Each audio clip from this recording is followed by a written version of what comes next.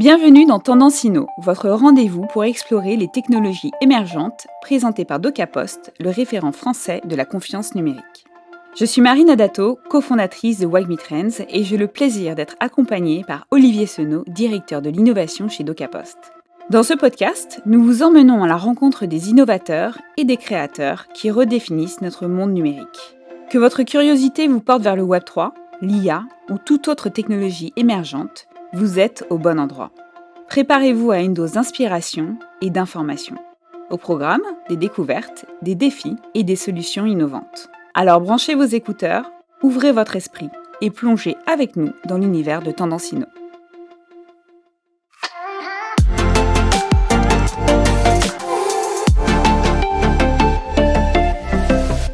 Imaginez un monde où l'accès à l'information est illimité, où nos données voyagent à travers les nuages, disponibles partout et à tout moment. C'est dans cet espace du cloud que nous nous aventurons aujourd'hui. Nous accueillons Alban Schmutz, visionnaire et expert en stratégie publique et informatique, qui a façonné le paysage du cloud en Europe pendant 10 ans avec OVH Cloud, et en tant que cofondateur de Gaia-X, projet européen structurant dont l'objectif est d'établir les standards pour le cloud. Nous accueillons aussi Xavier Vaccari, vice-président de NumSpot, partenaire cloud souverain qui permet de garantir les plus hauts standards de sécurité pour assurer la protection des données et des citoyens. Ensemble, nous allons décrypter comment le cloud représente la révolution silencieuse de la connectivité et l'ubiquité des données, transformant notre manière de vivre et de travailler. Pour m'accompagner et nous offrir une perspective plus concrète sur ce sujet et les défis qui l'accompagnent, Olivier Senot, directeur de l'innovation de DocaPost. Olivier, c'est à toi. Merci Marine, bonjour Alban. CEO depuis quasiment ta naissance, depuis Ionix Service en 98. Tu fondes l'Inagora, Oxalia, puis après une pause de 10 ans, VP développement stratégique et public affaires chez OVH Cloud, tu crées en tant que président de CISP le Climate Neutral Data Center Pact, rebelote avec Axoria tout en étant au board du CISP et d'Oversoc, advisor chez BPI France et tout ce que tu ne nous dis pas. La dernière indiscrétion en date étant la création du Cloud Data Engine suite à ton aventure au sein de Gaia-X, d'abord comme membre fondateur au nom d'OVH, puis en tant que représentant du CISP, pour donner corps au concept de ce grand projet européen. Bref, tu es comme un certain nombre de nos invités, tout simplement indéfinissable, mais très ancré dans le cloud et toujours prompte à défendre les valeurs de souveraineté face à nos amis anglo-saxons, en maniant avec brio le langage et le lobbying européen. Toutes ces activités t'ont mis au centre du cloud et de la souveraineté. Ton éclairage sera précieux pour anticiper l'avenir. Alban, nous t'écoutons. Bonjour Alban. Bonjour, salut. Alors messieurs, pour commencer et rentrer dans le vif du sujet, je vous propose un quiz qui va nous permettre de mieux comprendre les enjeux du cloud. Êtes-vous prêts ? Toujours prêt. Toujours prêt. Première question, combien pèse le marché du cloud en 2023 ? 120 milliards de dollars, 148 milliards de dollars, 165 milliards de dollars ou 200 milliards de dollars. 148, mondial. C'est ça, 148 mondial. C'est ça, c'est une très très bonne réponse. D'ailleurs, les services sont le principal moteur de ce marché et le marché du cloud public devrait atteindre 725 milliards de dollars la même année. Les trois principaux acteurs, vous les connaissez ? Hélas. Vous savez qui sont Amazon, Microsoft et Google, qui dominent avec 64% de part de marché. Quel pourcentage d'entreprises utilisent le cloud dans le monde ? 75%, 80%, 88% ou 93% ? Oula, c'est serré là. Hein. C'est serré. Autour de 80%. Alban, qu'est-ce que t'en penses ? En fait, ça dépend ce que tu mets dans ton calcul, normalement. Je mélange toujours les noms des gens qui font les études, mais globalement, on va dire 93, essentiellement parce qu'on utilise beaucoup de petits services de cloud sur plein de choses différentes. Et donc, c'est pas forcément tous les services structurants d'une entreprise qui sont dans le cloud quand on parle de 93%. C'est ça, c'est 93%. Plus de 93% des entreprises ont adopté le cloud. Cette adoption massive s'explique par les avantages tels que la flexibilité, la scalabilité, la réduction des coûts et la sécurité des données. Et évidemment, Alban, je ne vais pas te l'apprendre, le cloud facilite également le travail à distance et la collaboration essentielle dans le contexte actuel, et notamment depuis la pandémie de Covid-19. C'est donc un outil formidable. C'est un outil formidable. Troisième et dernière question, combien le cloud computing a-t-il généré de revenus en 2021 ? 350 milliards de dollars, 380 milliards de dollars, 400 milliards de dollars ou 420 milliards de dollars ? Je sais pas, 400 ? Mais bravo, 400 milliards de dollars. Et oui, le cloud computing a généré près de 400 milliards de dollars américains de revenus en 2021, selon le cabinet Synergy Research Group. Et cette croissance est soutenue par les investissements en infrastructure des fournisseurs de services du cloud computing. Alors, maintenant que nous sommes au point sur les chiffres, je vous propose d'écouter ce que les gens pensent réellement du cloud et s'ils savent aussi de quoi il s'agit. Nous sommes allés à leur rencontre et leur avons demandé leur point de vue sur le sujet. Quelle est ta définition du cloud ? Un nuage intelligent. C'est une façon de stocker des données, d'utiliser des puissances de calcul à distance, donc sur d'autres ordinateurs et d'autres systèmes. Beaucoup de gens sont inquiets quant à la sécurité de leurs données sur le cloud. Est-ce que tu partages cette crainte ? Pas du tout. J'ai pas du tout ce caractère à craindre quoi que ce soit. Je pense que c'est innovant, utile. Et je serai toujours client de ce genre de technologie. Oui, je partage cette crainte parce que là, dans le cloud, les données sont stockées partout dans le monde, donc on n'a pas cette traçabilité, donc ils ont raison de s'inquiéter. Je ne suis pas très inquiète de la sécurité du cloud parce que je sais que ce sont des professionnels qui s'en occupent et qu'il y a beaucoup de normes en vigueur. Néanmoins, je ne mettrai pas n'importe quel document hors de chez moi de façon générale. Quel est, selon toi, le top 3 des acteurs du cloud dans le monde ? Joker. J'en connais aucun. Donc moi je dirais AWS, Azure et Google. Google, Amazon, Microsoft ? Alors, Alban, Olivier, est-ce que vous avez des réactions par rapport à ce micro-trottoir ? Effectivement, on sent que même s'ils ont entendu parler du cloud, ils mélangent beaucoup de choses, mais c'est intéressant. Intéressant de voir que la notion de cloud est quand même arrivée jusqu'au cœur des citoyens. Et la notion de confiance aussi, c'est intéressant de voir... La notion de confiance, on va pouvoir la détailler. Je pense qu'on pourra en parler, effectivement. Et on va pouvoir en parler. Ok, alors, Alban, première question. Pour une personne qui n'est pas familière avec le monde de la tech, comment expliquerais-tu simplement l'importance et les avantages du cloud pour notre quotidien ? Alors, déjà, il faut comprendre ce que c'est que le cloud, et la définition peut-être la plus simple, quand on parle de cloud computing, c'est de dire que c'est l'ordinateur de quelqu'un d'autre. Donc, on va aller utiliser de la puissance de traitement qu'on n'a pas forcément à disposition sur ces infrastructures propres, que ce soit son ordinateur, son téléphone ou pour une entreprise sur l'ensemble de ces infrastructures. Il y a des usages où on a besoin de plus de capacités informatiques pour faire des choses, pour traiter des images, pour faire de la visualisation 3D, etc., la réalité virtuelle. Et donc, pour l'ensemble de ces éléments-là, on a besoin d'avoir plus de capacités que ce qu'on a à sa disposition à proximité. Et donc, on a besoin de ça. Et donc, l'intérêt et l'avantage du cloud pour le quotidien, finalement, c'est d'augmenter nos capacités au quotidien sur, finalement, beaucoup de choses de ce qu'on fait. On a besoin de se déplacer. C'est quand même pratique d'avoir, non pas une carte Michelin dans le coffre de sa voiture, mais d'avoir un smartphone qui va vous dire tiens, je vais t'emmener à tel endroit ou à tel autre, en évitant la circulation et en évitant peut-être les péages. Donc, on va augmenter l'usage quotidien qu'on peut en avoir dans la poche de tout le monde. Mais cet usage-là, il est aussi beaucoup plus large, puisque une ville, par exemple, si on reste dans la même métaphore ou le même exemple que celui de la voiture, va pouvoir optimiser le passage de ces feux au rouge ou au vert en fonction du volume de la circulation, sans forcément nécessairement aujourd'hui mettre des capteurs, simplement en ayant les informations qui sont disponibles sur la circulation des téléphones mobiles. Donc il y a beaucoup d'usages qu'on peut faire à partir du cloud pour changer le quotidien des gens. C'est extrêmement loin de ce qu'on s'imagine aujourd'hui, en fait. Quand on pense cloud, on ne pense pas à toutes ces possibilités. En fait, quand on pense cloud, on pense technique. On va créer des data centers, des machines qu'on va mettre dedans. On va se dire sécurité. On ne va pas très bien savoir de quoi on parle derrière. Alors qu'en fait, le cloud, c'est un magnifique levier pour faciliter la vie quotidienne des gens. Donc après, effectivement, pour ça, il y a beaucoup de contraintes derrière. Il faut assurer la sécurité des données. Quand on parle de données de santé, par exemple, il faut s'assurer qu'effectivement, les données de santé soient manipulées par des professionnels de santé et ne soient pas accessibles à n'importe qui et n'importe où, ni dans n'importe quelle condition. Donc, on voit souvent ces sujets-là, mais on voit peu ce que ça apporte. Et alors, toi, tu fais partie des bâtisseurs du cloud. Avec ton expérience, comment est-ce que tu as vu évoluer le paysage du cloud au fil des années et quelles ont été les étapes clés de cette révolution ?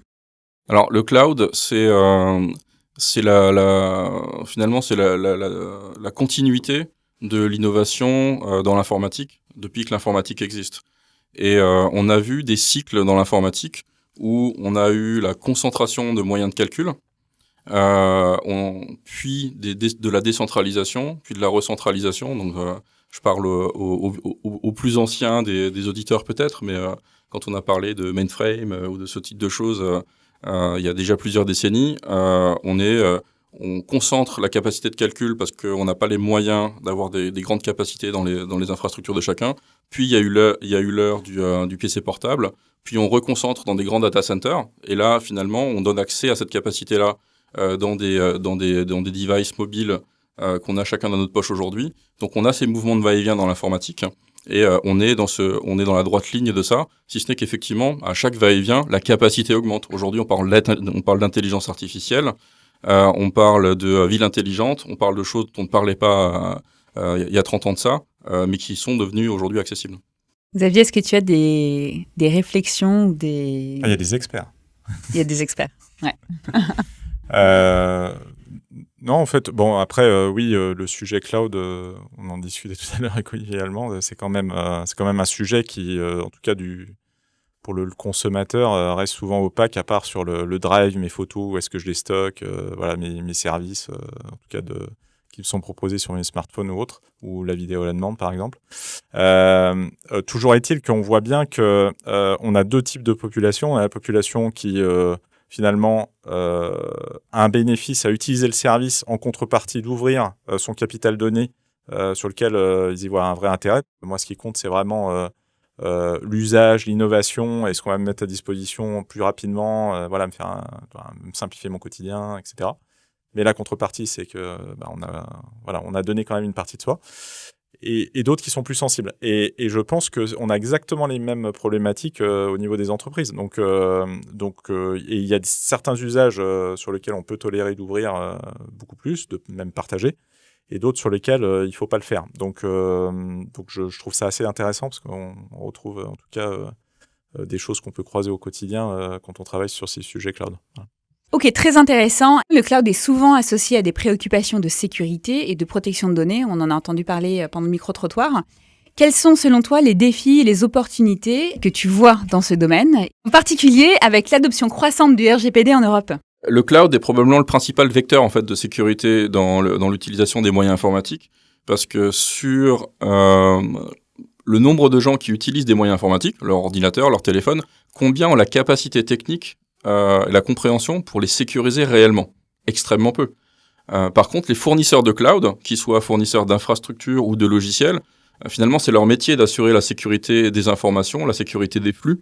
Alors, certains le font peut-être plus ou moins bien, mais ils auront toujours plus de compétences que monsieur et madame Michu chez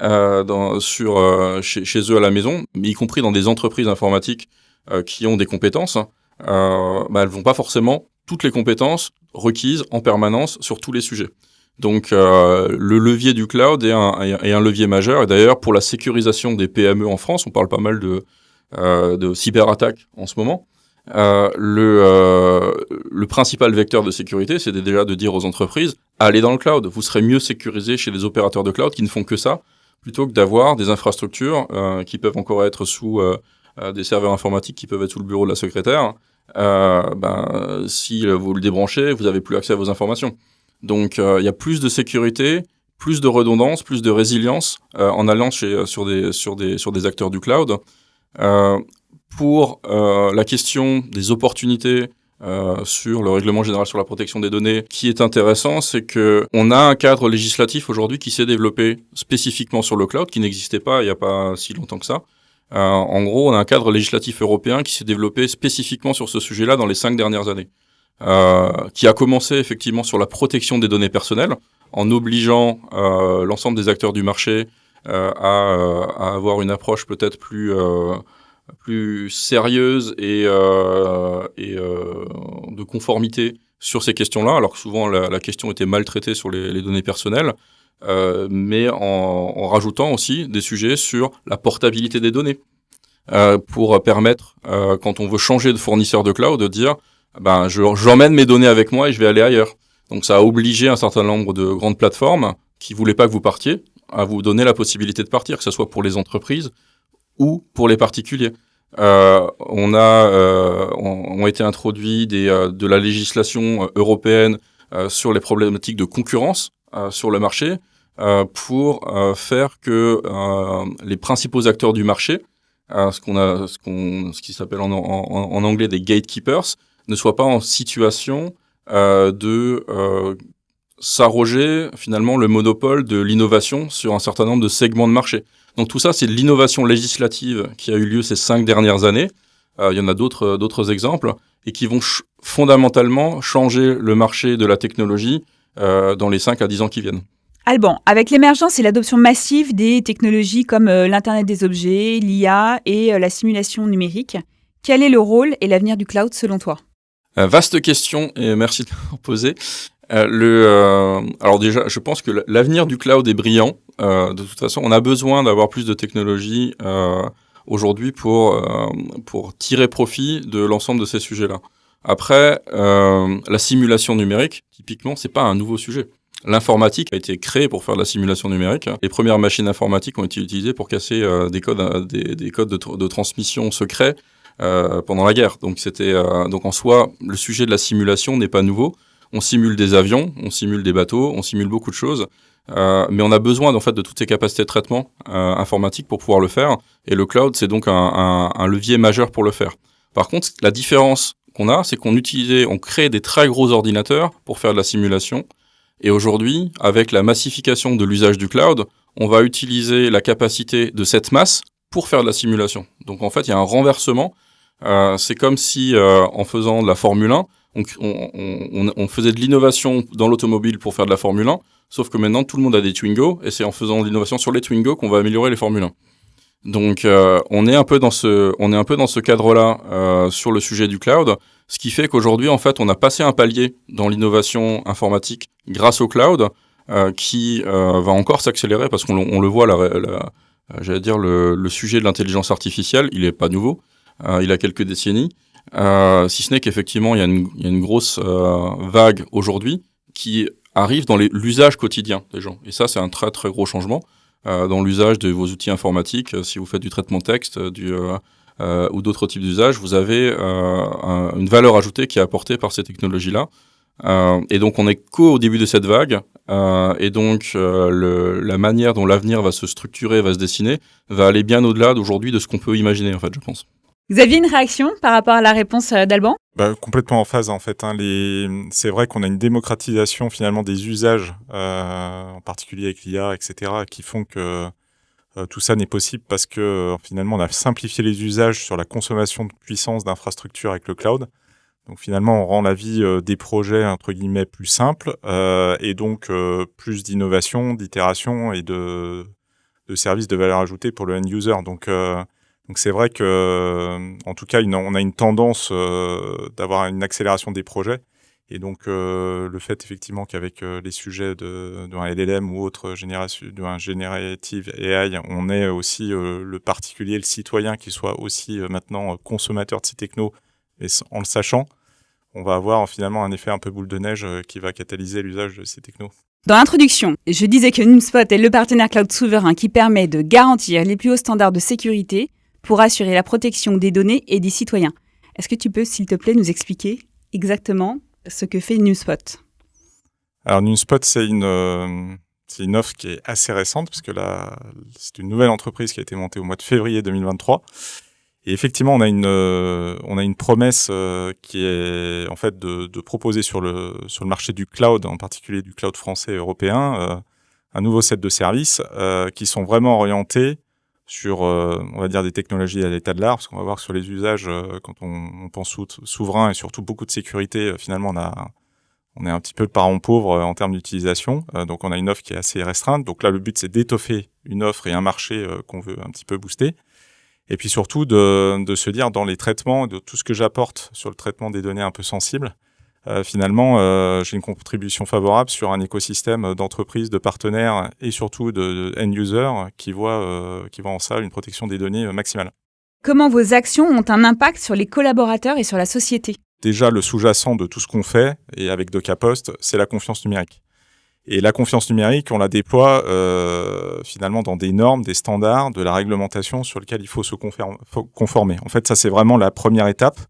Et on voit bien que l'offre, alors il y a des standards qui existent, en particulier au niveau de l'État, par l'ANSSI, qui s'appelle le SecNum Cloud, pour avoir un plus haut niveau de sécurité en France, mais je pense d'une manière générale, même en Europe et dans le monde, parce qu'on a mis la barre très très haut.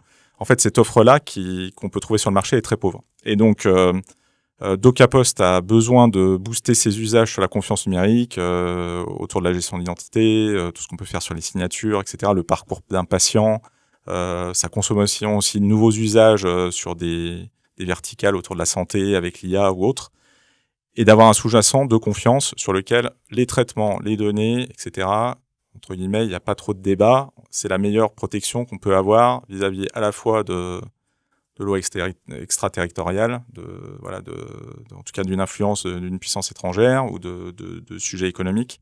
Et puis aussi du fait qu'on a un niveau de transparence qui est un petit peu à l'opposé de ce qu'on peut trouver sur des grosses solutions qui sont leaders sur le marché et qui occupent en tout cas beaucoup de nos cibles clients sur de la consommation de cloud sans trop savoir un petit peu ce qui se passe derrière et surtout un peu en boîte noire. Voilà, donc la promesse de Nuspot, c'est de prendre l'équation de manière complètement différente et d'avoir finalement un impact sur le marché qui soit majeur de par cette approche complètement différente. Alors je peux essayer de l'expliciter.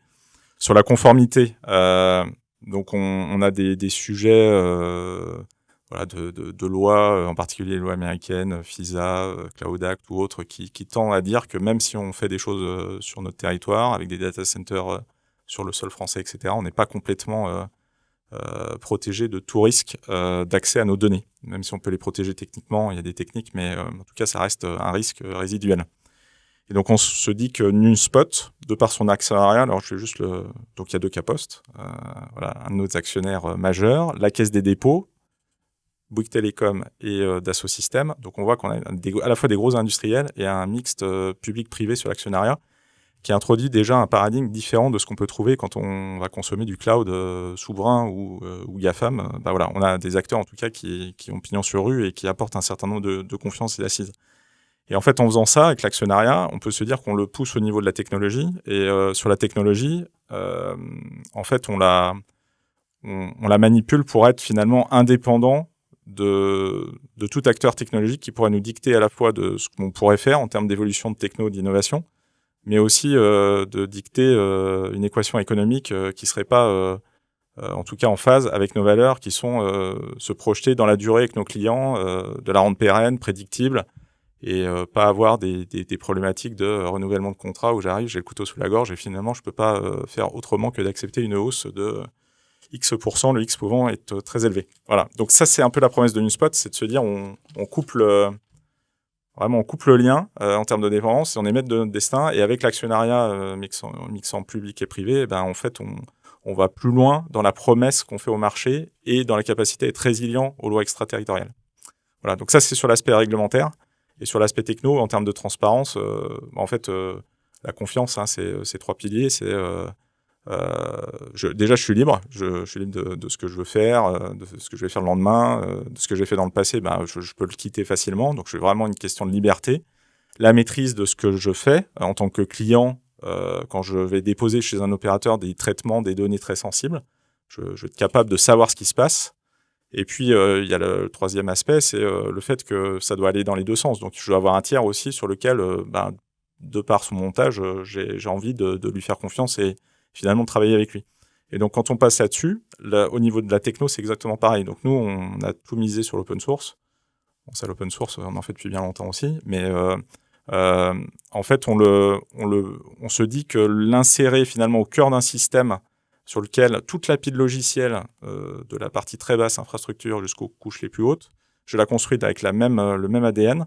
En fait, les clients et les partenaires vont pouvoir se retrouver sur quelque chose qui est finalement plus lisible et qui utilise des standards marché, parce que l'open source, que ce soit dans la data ou autre, de toute façon, ça a plutôt tendance à normer l'usage et la techno sous-jacente par rapport à l'alloquer en mode un petit peu boîte noire. Voilà, donc la promesse de Nuspot, c'est ça, et c'est comme ça qu'on essaye d'avoir en tout cas un impact majeur sur le marché et puis in fine sur le citoyen qui va consommer les services des entreprises qui vont utiliser utiliser notre palette de techno.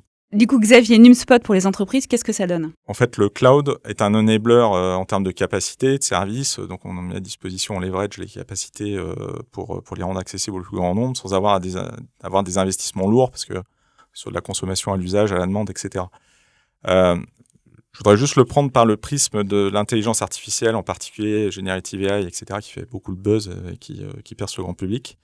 Il faut voir que ces éléments ont été entraînés avec un certain nombre de données publiques massives, mais quand on l'envisage finalement dans un contexte d'entreprise ou sur lequel on a finalement des besoins d'avoir des systèmes experts, on a besoin de faire des compléments et que ça peut passer par de l'entraînement ou en tout cas de la contextualisation. Et ça, ce sont des données qui souvent n'ont pas trop envie de circuler, que ce soit sur le web ou en tout cas on a envie d'un peu les protéger parce que c'est notre IP, c'est nos assets.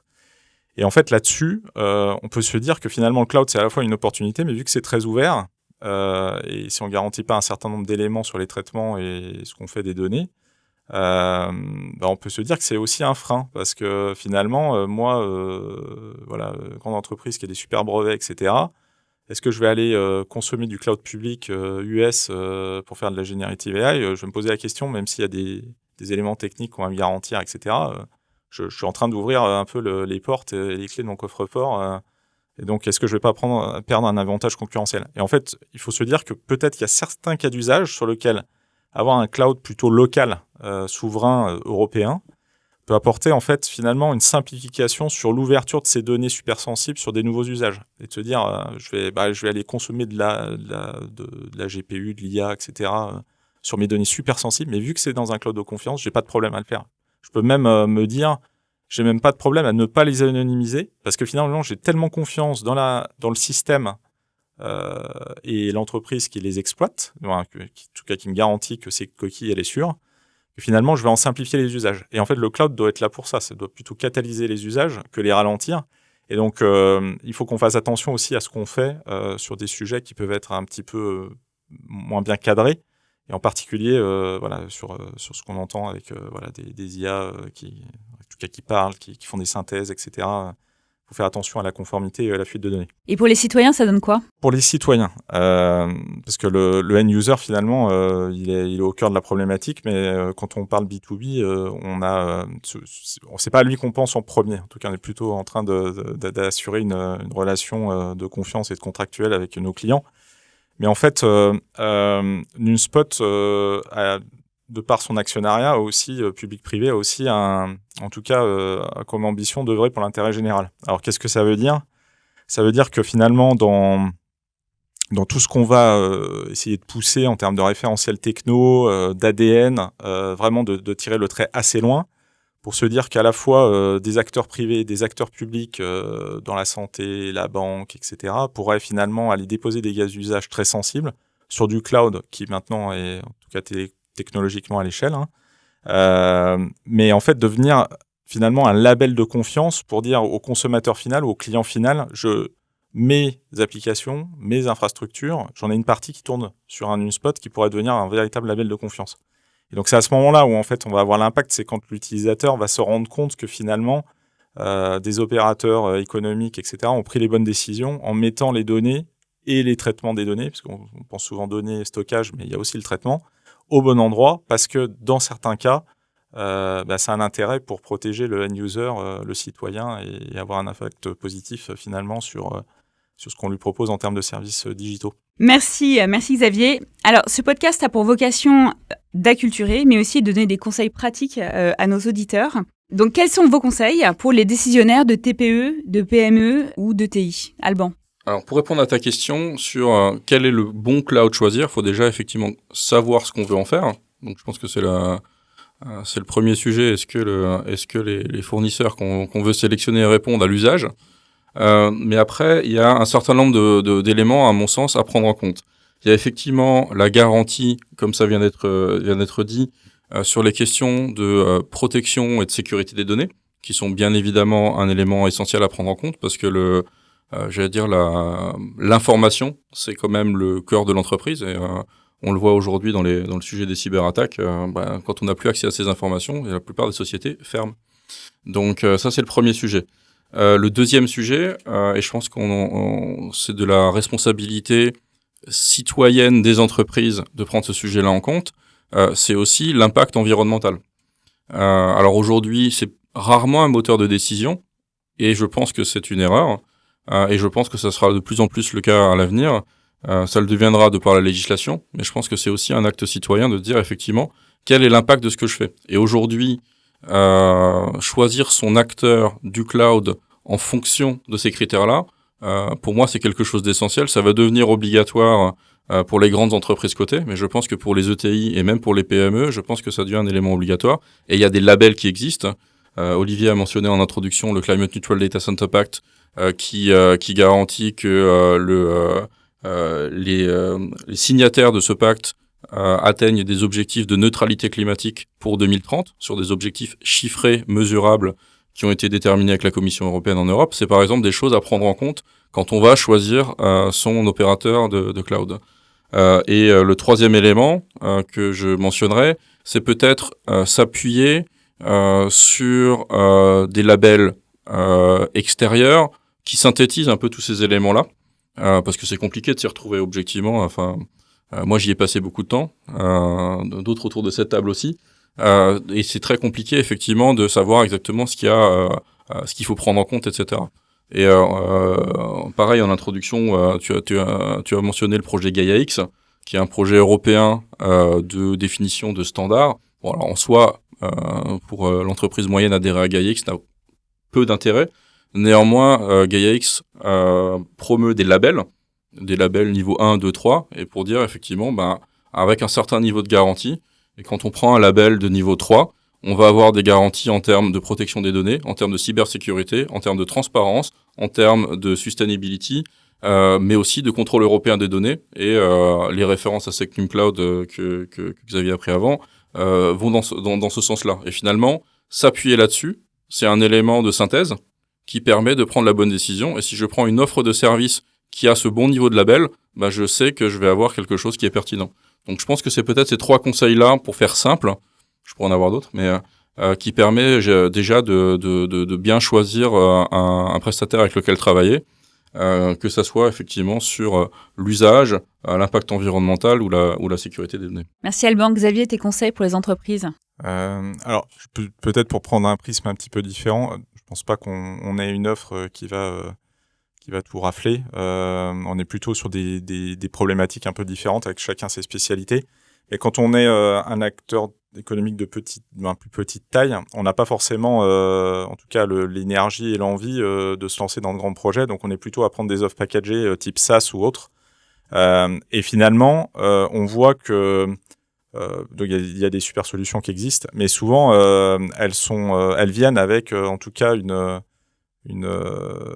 infrastructure, etc., qui est imposée par l'éditeur. Et le fait de ne pas avoir trop le choix, souvent on se retrouve hébergé, en tout cas peut-être en dehors de l'Europe ou autre, peut les exposer aussi à tous les sujets réglementaires ou de loi extraterritoriale qu'on a pu évoquer juste auparavant. Donc il faut aussi avoir cette lecture-là, et je pense qu'il y a une question peut-être de sensibilisation aussi sur les patrons de ces entreprises, pour pas finalement doit prendre des décisions plutôt en connaissance de cause. En fait, c'est surtout ça, et éduquer le marché, parce qu'en fait, on a trop tendance à se dire la techno est super, je l'apprends, je me pose pas trop de questions, mais finalement, quand je lis entre les lignes, j'ai peut-être des sujets qui sont des sujets pour moi, mon activité business, mon entreprise. Donc je pense que en tout cas, le bien choisir, peut-être avec un certain nombre de critères et de l'évangélisation sur les patrons de ces PME, TPE. Peut-être aussi, c'est quelque chose en tout cas sur lequel on doit les aider, nous, acteurs du digital au sens large et de la confiance numérique. Olivier, tes conseils? Alors en synthèse, un patron de PME ou de TI, son métier, c'est pas l'informatique.